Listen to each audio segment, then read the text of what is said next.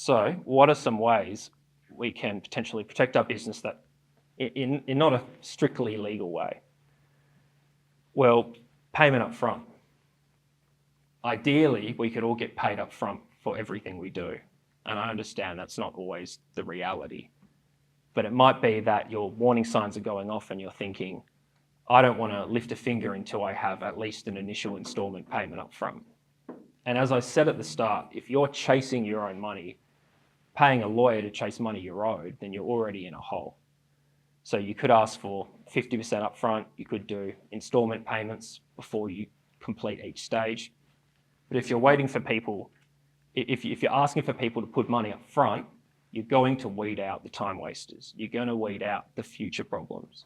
So it's always a good thing to keep in mind. And it's also worth noting that sometimes you'll be on the receiving end of this.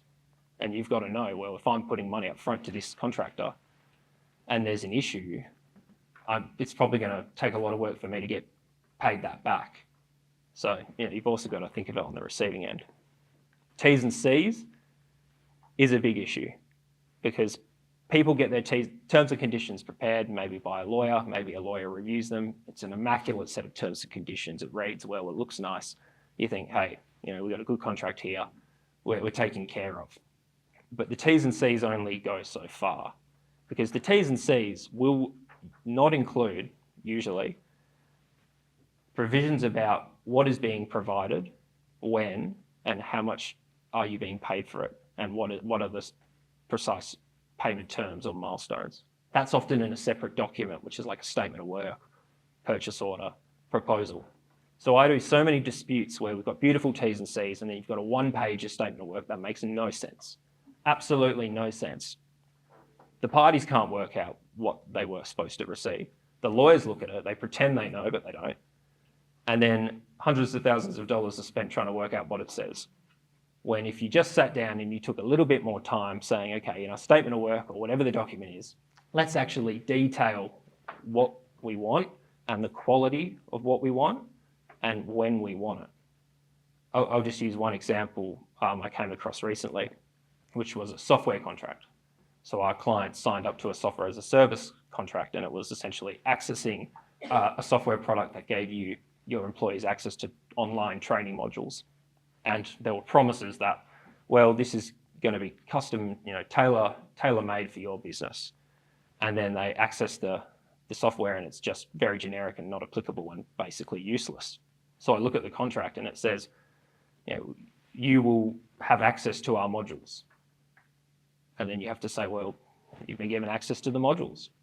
Then they say, oh, but I thought the modules were going to be different. So well, it doesn't say that. So suddenly you're trying to come up with some argument to get out of the contract. So yes, the T's and C's, the parties probably looked at them, but they didn't really look at, well, what is the deliverable? So it's being clear on payment terms, it's being clear on deliverables and expectations, because invariably that is where the dispute is. Now there are other options you can do to try and de-risk or at least give yourself a better bargaining position when you're involved in a payment dispute. Often people overlook the right to set off. It's usually not in a contract, but it can be very useful. And I'll explain it this way.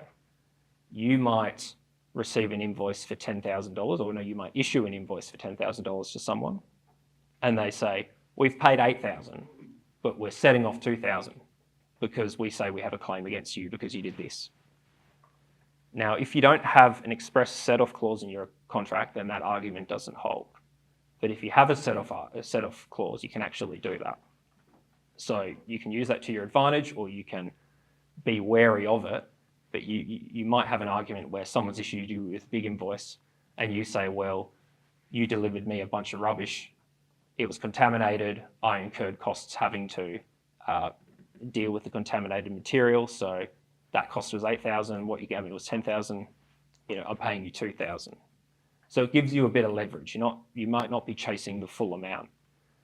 It doesn't work on every occasion, but it's something to look out for, because often I see a client come to me and said, they only paid half the invoice. Who do they think they are? And then I say, well, it says right here, they can do that. And then they realize they're in a hole.